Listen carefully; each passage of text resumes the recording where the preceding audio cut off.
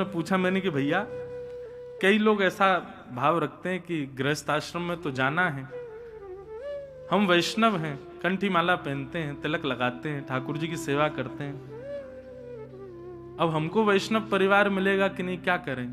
तो हमने एक उपाय तो बताया कि कर्दम ऋषि का ये मंत्र याद कर लो, इसका रोज ठाकुर जी से निवेदन करो और ठाकुर जी से क्या कहो, हे ठाकुर जी, हम आपसे जितना प्रेम करते हैं, हम आपके जितने नाम जप करते हैं, उससे अधिक आपसे प्रेम करने वाला, नाम जप करने वाला हमको जीवन साथी प्राप्त हो, ऐसी कृपा करो। और दूसरा, जितने भी वैष्णव बालक हैं जो लाइव भी सुन रहे हैं, अपने बायोडाटा में ये भी मेंशन करो कि हम तिलक लगाते हैं, हम कंठी माला पहनते हैं, हम 108 नाम जप रोज करते हैं, हम ठाकुर जी की नित्य सेवा करते हैं, वृंदावन जाना हमारी हॉबी है, इनकी कथा सुनते हैं, ये सारी चीजें मेंशन करके चलो। तो अगर खाने पीने वाला परिवार होगा ना, तो वो ब्रैकेट देखते ही कह देगा कि क्षमा करें, हम ब्याह नहीं कर पाएंगे। लेकिन योग्य परिवार होगा तो आपके सामने हाथ फैला करके प्रसाद के रूप में आपके पुत्र या पुत्री को मांगेगा कि ऐसी संतान हमारे घर में आए, कृपा करो। और सबसे बड़ी बात है भैया, ठाकुर जी से यही प्रार्थना करो, हे नाथ, आपकी सेवा ना छूटे। मुझे स्मरण आता है मीराबाई के चरित्र, अभी मीरा चरित्र पर कथा थी गांधीधाम में, तो मीराबाई ने स्पष्ट कर दिया था अपने होने वाले पति से कि हम आपके किसी भी सुख को पूर्ण नहीं कर पाएंगे। लेकिन फिर भी उन्होंने मीराबाई से ब्याह क्यों किया, उसके पीछे कारण वो बताते हैं कि भैया, मेवाड़ में तो मीराबाई की वजह से खूब संत आते हैं, पर हमारे मारवाड़ में नहीं आते, इसलिए मैं मीराबाई से ब्याह करूंगा ताकि एक वैष्णव हमारे घर में आए तो उसकी वजह से वैष्णवों का मारवाड़ में आना शुरू हो जाए, हम इसलिए मीराबाई से ब्याह करेंगे। तो आजकल बड़ा खतरनाक हो गया है भैया, लोग बाग ब्याह ये पहले तो ये देख करके करते खाता पीता तो नहीं है, और आजकल उल्टा हो गया है, वो एकांत वार्तालाप में पूछ लेते तुम खाती पीती हो ना, बोला हाँ, तो फिर ठीक है, फिर तो ब्याह कर लेंगे, दोनों रात में पैक लगा के पिया करेंगे, बोला हाँ, फिर तो हमें बढ़िया बनेगी। कितना विचित्र हो गया है संसार। कुंडली मिले चाहे ना मिले, बाकी कोई गुण मिले चाहे ना मिले, पंडित जी कह रहे हैं एक भी गुण नहीं मिल रहा है भैया तुम्हारे, कोई नहीं, हमने एकांत में पूछ लिया है, इसको भी वही प्रिय है जो ब्रांड मुझे प्रिय है, दोनों की बढ़िया चलेगी हमारी। बहुत विचित्र हो गया भैया संसार, यही तो कलयुग है, यही तो कलिकाल है। लेकिन वैष्णव जितने भी बालक हैं, घबराओ नहीं, ठाकुर जी सब मंगल करेंगे। देखो, अगर योग्य पति या पत्नी मिल जाए तो भगवान की कृपा, और अयोग्य पति या पत्नी मिले तो डबल कृपा। योग्य मिलेगी तो कृपा, दोनों मिलकर भजन करना, और अयोग्य मिले तो उसके पक्ष का जो प्रेम जो उसको देना था वो भी ठाकुर जी को दे देना, लो ये भी आपका। अनुकूल मिले तो कृपा, प्रतिकूल मिले तो और कृपा। पर यह मंत्र बहुत सुंदर है, इसको याद कर लो। क्या कह रहे हैं कर्दम ऋषि कि तथा सचाहम परिवोडु काम शमान शीलाम ग्रह में दधेनुम उपेवान मूलम शेष मूलम दुराशय काम दुदांग्रे पश्य। ठाकुर जी इतने खुश हो गए कर्दम ऋषि के इस भाव से कि भगवान के नेत्रों में आंसू आ गए, प्रेम अश्रु आ गए, और उन्हीं अश्रु बिंदुओं से बिंदु सरोवर बन गया। भगवान ने हृदय से लगाया और कर्दम ऋषि से कहा कि हे ऋषि, तुम चिंता नहीं करो, परसों तुम्हारा ब्याह होगा, और इस पृथ्वी के प्रथम मानव स्वयंभू मनु की बेटी देवहूति के साथ तुम्हारा ब्याह होगा। वो मेरी परम भक्त है, तुमसे ज्यादा भक्त है मेरी, उससे तुम्हारा ब्याह होगा। कर्दम ऋषि तो आनंदित हो गए, जय हो भगवान, जय हो, मैं बड़ी कृपा हो गई मेरे ऊपर, आपने मुझे ऐसी कृपा कर दी, अनुग्रह कर दिया। एक जगह मुझसे किसी ने प्रश्न किया, महाराज जी कर्दम ऋषि ने मांगा तो संसार भगवान से, और आप कथाओं में कहते हो कि ठाकुर जी से ठाकुर जी के अलावा कुछ मत मांगो। देखो, ठाकुर जी से कोई सांसारिक व्यक्ति भी वस्तु भी मांगनी हो ना, तो वो भी ठाकुर जी की प्रसादी के रूप में मांगो। पति हो, पत्नी हो, बालक हो। अब लोग कहते हैं हे बालाजी सरकार, हे वृंदावन बिहारी लाल, हमारा घर बन जाए। अब ये आ गई संसार की बात। लेकिन आप बिहारी जी से कहो, हे बिहारी जी, अभी आप छोटे घर में विराज रहे हो, हम चाहते हैं कि आपका सुंदर भवन हो, आप सुंदर कक्ष में विराजो, आपकी सुंदर सुंदर व्यवस्था हो, ऐसी कृपा करो नाथ, आपकी सुंदर भवन निर्माण हो, आपका बने। ठाकुर जी को निवेदित करते हुए ग्रह की भी कामना होगी तो वह भी भक्ति बन जाएगा। गाड़ी की कामना कर रहे हो, अपने लिए है तो वो सांसारी है, लेकिन ठाकुर जी से कहो लाल जी आपके लिए रथ लेना है हमको, आप कहीं चलो तो रथ में बैठ करके जाओ, इस भाव से गाड़ी की भी कामना होगी ना, तो वह भी भगवत प्रसाद है। लेकिन कई लोग बड़े चतुर हैं, मन में तो ये सोच रहे हैं उपभोग तो हमको ही करना है, लेकिन व्यास जी कह रहे हैं तो बोलना ही तो है बस बिहारी जी से, आपके लिए चाहिए करवा दो, उपभोग तो हम ही करेंगे। ऐसा नहीं, पूर्ण रूपेण मन बुद्धि चित्त सब में ठाकुर जी का प्रसाद है, यही भाव होना चाहिए। जैसे कि कर्दम ऋषि का है, उनको उपभोग के लिए गृहिणी की आवश्यकता नहीं है। ठाकुर जी आपकी भक्ति में कर पाऊं, आपकी भक्ति और श्रेष्ठता से मेरे ग्रह में हो, इसके लिए मुझे एक श्रेष्ठ भक्त पत्नी प्रदान करो। भगवान ने कह दिया कर्दम ऋषि की पुत्री स्वयंभू मनु की पुत्री देवभूति के साथ आपका ब्याह होगा। ये तो आपने वरदान मांगा था, हमने आपको दे दिया, पर आपके वरदान, आपके तपस्या से हम इतने प्रसन्न हैं, एक वरदान हम और देना चाहते हैं। कर्दम ऋषि बोले क्या? बोले आपको हमारी भक्त पत्नी प्राप्त होगी, और दूसरा वरदान हम अपनी तरफ से दे रहे हैं कि आपके घर संतान बन के मैं ही आऊंगा, आपके घर संतान के रूप में मेरा आगमन होगा।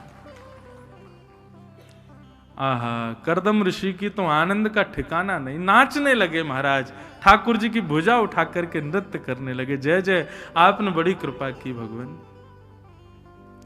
आहा, बंधुओं ये निश्चित मानिए, जब वैष्णव पत्नी और वैष्णव पति होते हैं, दोनों मिलकर के भगवत सेवा और भगवत भाव रखते हैं, ऐसे कुल में ठाकुर जी आते हैं, ठाकुर जी कृपा करते हैं। वो ठाकुर जी का अंश ही बालक के रूप में आया है। कर्दम ऋषि का विवाह देवभूति जी के साथ में हुआ, और देवभूति जी से विवाह हुआ।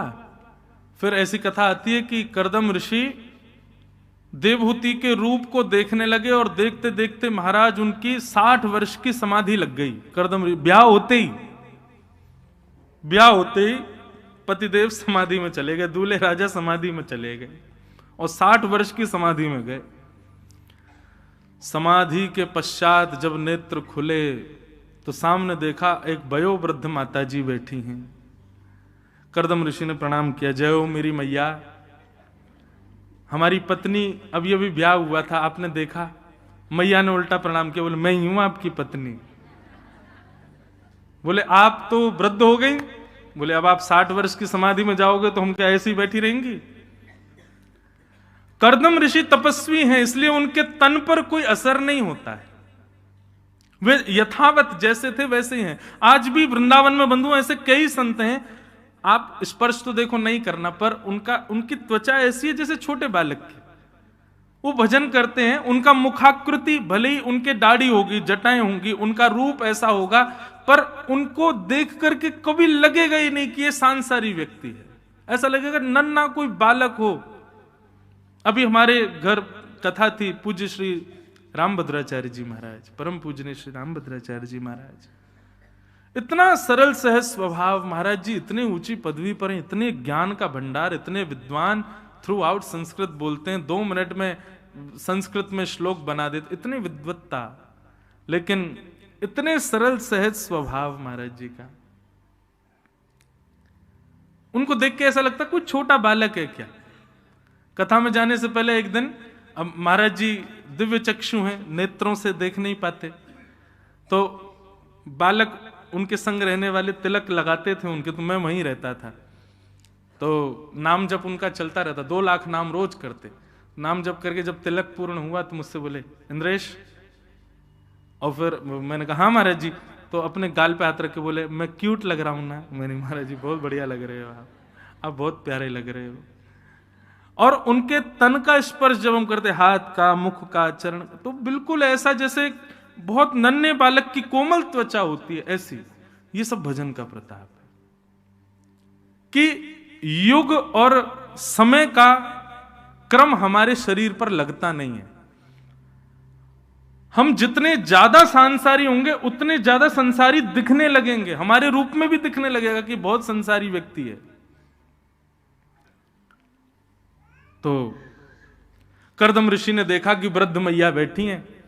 कर्दम ऋषि ने कहा, देवी आपने अपना संपूर्ण युवावस्था हमारी सेवा में निकाल दी, हम 60 वर्ष तक समाधि में रहे, आपने हमारी इतनी सेवा की। अरे आप चाहती तो अपने पिता के पास चली जाती, कहीं और ब्याह कर लेती, लेकिन आपने हमारा त्याग नहीं किया, हम बड़े प्रसन्न हैं, बताओ हम आपको क्या दें। देवूती माता बोली, अब वृद्धावस्था में क्या देंगे आप। तब कर्दम ऋषि ने एक विमान बनाया जिसका नाम कामग विमान, और बिंदु सरोवर में स्नान कराते ही देवूती माता पुनश्च युवा हो गईं और उनके साथ कामग विमान में अनंत वर्षों तक भ्रमण किया। भ्रमण के पश्चात जब आए तो 9 पुत्रियों ने जन्म लिया। इन्हीं को ही नवदा भक्ति कहते हैं। श्रवणम कीर्तनम विष्णु स्मरणम पाद सेवनम अर्चनम वंदनम दास्यम सख्य आत्मनिवेदनम। ये 9 भक्ति। सब लोग इधर देखो, ध्यान से सुनो। अच्छा, इनके नाम 9 भक्ति, कर्दम ऋषि क्या 9 भक्ति हुई ऐसा नहीं है, पर इनको नवदा भक्ति इसलिए कहा गया क्योंकि पहले ये 9 पुत्री हुई, उसके बाद 10वीं संतान के रूप में भगवान पधारे। इसलिए वैष्णव जन कहते हैं कि जब तक 9 भक्ति जीवन में नहीं आएंगी तब तक ठाकुर जी नहीं आएंगे।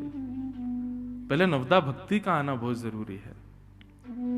मैंने एक दिन कथा में कहा था कि मैं नवदा भक्ति पर कुछ प्रकाश डालूंगा। मैं सप्ताह पूरी नवदा भक्ति पर 2-3 बार कर चुका हूं, पर अब विस्तार से तो बहुत जल्दी नहीं बोल पाऊंगा, लेकिन थोड़ा थोड़ा कहें। सबसे पहले श्रवणम, ठाकुर जी की कथा में रुचि बनाना बहुत आवश्यक है। माफ कीजिएगा, आप सेवा खूब करते हो, आप श्रृंगार खूब करते हो, आप नामजप खूब करते हो, लेकिन कथा में आते ही आपको सुस्ती आ रही है, कथा में आते ही आपको बेचैनी हो रही है, मन मचल रहा है, तो अभी भक्ति पुष्ट नहीं है। नींव ही हिल रही है तो बिल्डिंग कैसे टिकेगी पूरी। भक्ति की नींव है श्रवण भक्ति। कथा श्रवण करो, श्रवण में पहले रुचि बढ़ाओ। और आपके चाहने से रुचि नहीं बढ़ेगी, ये भी मैं कह दूं। आप सोचो कि मैं पानी पी पी करके, चाय पी पी करके और इलायची खा खा करके खुद को जगाता रहूं, बगल वाले से बोल दो नोचते रहना मुझे, मेरी आंख खुलती रहे, इनसे काम नहीं चलेगा। मुझे तो सब दिखता है ना, और ये तो इतना बढ़िया पंडाल है महाराज, श्रोता ऊपर बैठे, व्यास जी नीचे बैठे, अद्भुत है ये। तो यहां तो मुझे और स्पष्ट दिख जाते हैं लोग बाग, लेकिन इससे काम नहीं चलेगा। ऐसे नहीं उठना है, ऐसे मन नहीं लगाना है कथा में। कथा में मन लगने का मतलब है कि बिना अनायास ही आपका मन लग जाए, और ये निश्चित है आपके चाहने से नहीं होगा, ये भी श्री जी की कृपा होगी तो ही हो पाएगा। श्री जी का मन होगा कि हाँ ये हमारी भक्ति में आए, तो वही कथा में आपकी रुचि बढ़ेगी, नहीं तो नहीं बढ़ पाएगी।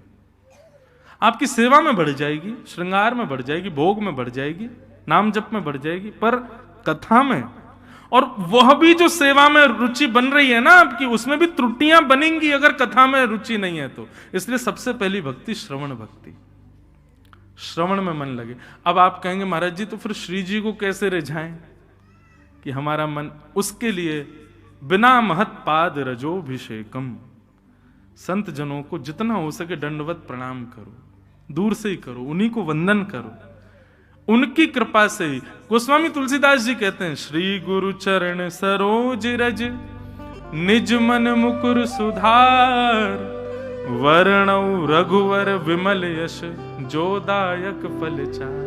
गोस्वामी जी कह रहे हैं मैं राघव जी का यश लिख पा रहा हूं, इसमें किसकी कृपा है? बोले श्री गुरु चरण सरोज रज, गुरुजनों के चरण रज का यह प्रभाव है। तो श्रवण में रुचि चाहिए तो संतों को प्रणाम करो, वैष्णवों को प्रणाम करो। तो श्रवणम। दूसरी भक्ति कीर्तन, ठाकुर जी का मधुर कीर्तन करो। कीर्तन का मतलब क्या है? जहां गाते गाते गाते आप तन की स्थिति से ऊपर उठ जाओ। वाग गदगदा द्रवते यस्य चित्तम रुदत्त भिक्षणम हसति क्वचिच्च विलज्ज उद्गायत नृत्यते च मदभक्ति युक्तो भुवनम पुनातु। कहते हैं कीर्तन कैसे होना चाहिए? बोले वाणी गदगद हो जाए, गाते गाते गाते कंठ भर जाए। वाग गदगदा द्रवते यस्य चित्तम, हृदय द्रवित हो जाए। रुदत्य भिक्षणम, नेत्रों से अनायास अश्रु गिरने लग जाएं। हसती क्वचिच्च, नेत्रों में आंसू लेकिन मुख पर प्रसन्नता दिख रही हो। और विलज्ज उद्गायत नृत्यते च, लज्जा रहित होकर के भुजा उठा करके बस नाचने लगे। मद भक्ति युक्तो भुवनम पुनातु। ठाकुर जी कहते हैं वो मेरा भक्त है, वो मेरा वैष्णव है, उसके चरण छू लिए ना तो आपके सारे पाप नष्ट हो जाएंगे। ऐसी स्थिति में जो पहुंच जाए वो कीर्तन है। तो पहली भक्ति श्रवण, दूसरी कीर्तन।